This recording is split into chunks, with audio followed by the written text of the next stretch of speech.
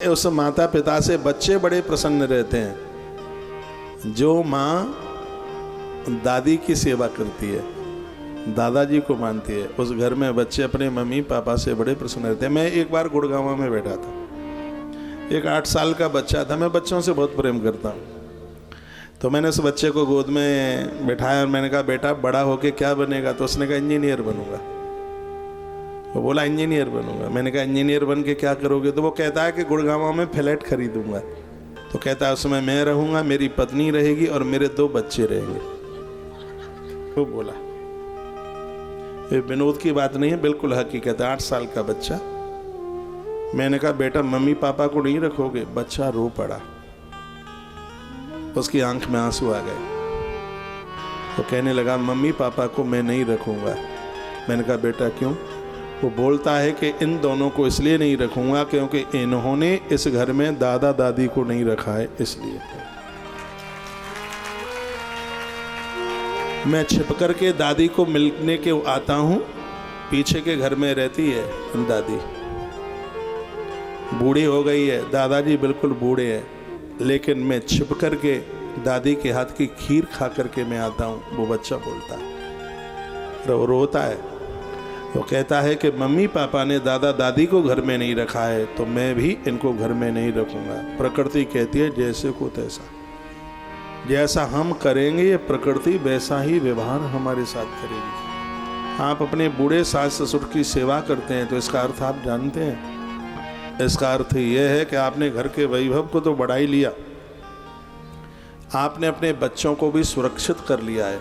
ये सास ससुर के आशीर्वाद से तुम्हारी औलाद फलती फूलती है। इन्हें दुत्कारिए मत, इन्हें गालियां मत दीजिए। घर में आपकी चलती है, घर में आपका वैभव है, क्योंकि आपका आदमी तो आपके आदेश के बिना सांस भी नहीं ले पाएगा। उसको पूछना पड़ेगा कि दिन रात में कितनी सांसें लूं, फिर आप बताओगी कि इतनी लेना, बेचारा उतनी ही लेगा। तो मेरा बहुत आग्रह पूर्वक निवेदन है, मैं आपके पक्ष में हूँ इसलिए मैं बोल रहा हूँ। यदि बहनों में आपके पक्ष में ना होता तो ये बात मैं बिल्कुल भी नहीं बोलता, क्योंकि मुझे पता है कि इन बूढ़े लोगों के आशीर्वाद से आपकी औलाद फलीभूत होती है, आपका ऊपर का लोक सुरक्षित होता है। तुम लाख बार कार्तिक नहा लो, दिए जला लो, 4 धाम यात्रा कर लो, चाहे सो कर लो, यदि घर में वृद्धों का आदर नहीं हुआ तो सब खाली डिब्बा खाली बोतल ले लो रे मेरे यार, कुछ भी नहीं, सब बेकार है। दुर्भाग्य है, घर में 20,000 रुपये का कुत्ता ले आते हैं, उसको दूध पिलाएंगे, डब साबुन से नहलाएंगे, 50 रुपये के साबुन से नहलाएंगे। घर में कुत्तों के लिए जगह है, लेकिन घर में वृद्धों के लिए जगह नहीं है, बूढ़ों के लिए स्थान नहीं है। ये दुर्भाग्य है। जब मैं अनाथालय वृद्धाश्रमों के सामने से निकलता हूँ तो मुझे बहुत पीड़ा होती है। जिस देश में एक भी वृद्धाश्रम नहीं होना चाहिए, उस देश में सरकार के लाइसेंस से हर वर्ष 4000 वृद्धाश्रम तैयार होते हैं। प्राइवेट हैं वो तो बहुत हैं, और दिक्कत की बात यह है कि अमीरों के वृद्ध लोग इन वृद्धाश्रमों में रह रहे हैं। जब तक बच्चों का विवाह नहीं होता तब तक कोई भी बुढ़ा बुढ़िया वृद्धाश्रम नहीं जाते, और बेटे का विवाह हुआ नहीं कि वृद्धाश्रम जाने की तैयारी हो गई, तो विवाह से पहले ये नहीं गए, विवाह के बाद जाते हैं, बेटे के विवाह के बाद जाते हैं। तो इसका मतलब यह है कि इनको वृद्धाश्रम तक पहुंचाने में मेरी बहनों का हाथ है क्या? अपने नाम को बदनाम मत करना बिल्कुल भी। प्राणों की आहुति डाल करके भी यदि इनकी सेवा होती है, करनी चाहिए।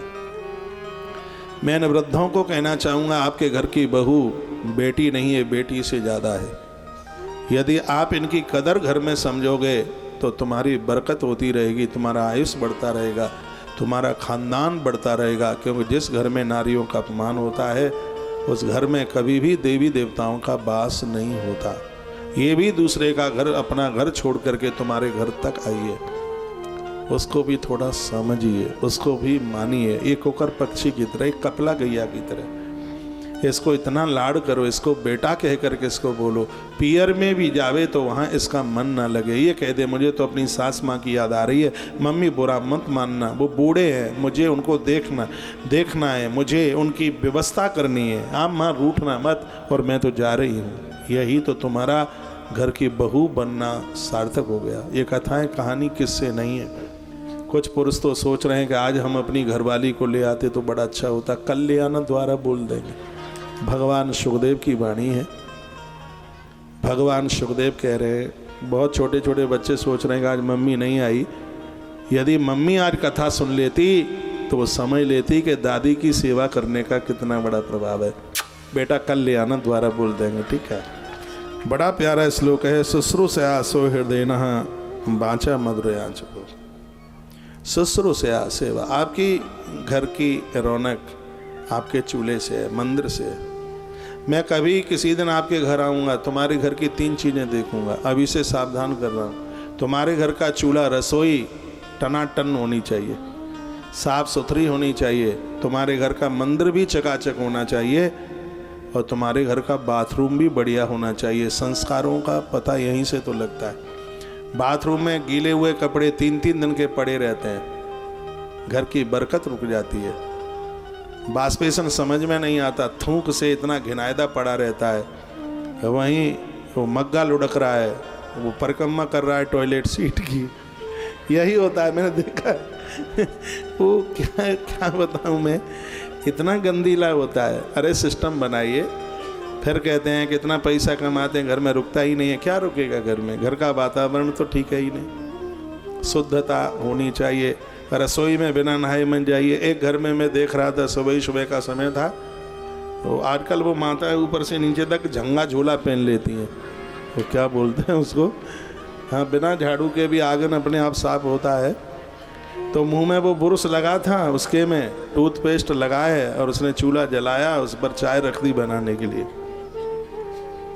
मैं हंसाने के लिए नहीं बोल रहा हूँ, सत्य घटना है। उसका पति ऐसे कुर्सी पर बैठा, नहा धो करके मैं भी रेडी था और मैं भी उस कुर्सी पर बैठा। लेकिन भाग्य यह था कि वो रसोई का जो गेट था खुला हुआ था, वो ठीक मेरी आंखों के सामने था। उसके मुंह में बुरुश लगा हुआ है, वो चाय पत्ती उसमें डाल रही थी। इतने में उसने कहा थोड़ा अदरक ज़्यादा डाल देना। उसने कहा डुब डब डब, वो मुँह तो भरा ही था उसका, तो थोड़ा मटेरियल उसमें गिर गया और मैंने देख लिया उसके मुंह से हकीकत मटेरियल गिरा, वो मुंह का गिरा उसमें से। खुला चूल्हा था, वो सब देख रहा था। और उसने वो कप में चाय भर के लाई, पति के सामने रख दी। खैर मैं चाय पीता नहीं तो एक कप मेरे सामने भी रख देते। वो नहीं मानती बिना रखे, और वो घूंट घूंट कर पीने को तैयार हुआ। मैंने कहा रुकिए। वो बोलता है क्या हो गया? मैंने कहा कि मुंह का मटेरियल इसी में गिरा है चाय में, तुम्हारी कसम मैंने देखा है। वो आदमी विश्वास नहीं करता। वो बोलता है कि पत्नी का तो मुख का ये मटेरियल भी किसी गंगा जल से कम नहीं है, उठा के पी गया। ऐसी तो स्थितियां होती। घर की बरकत कैसे होगी?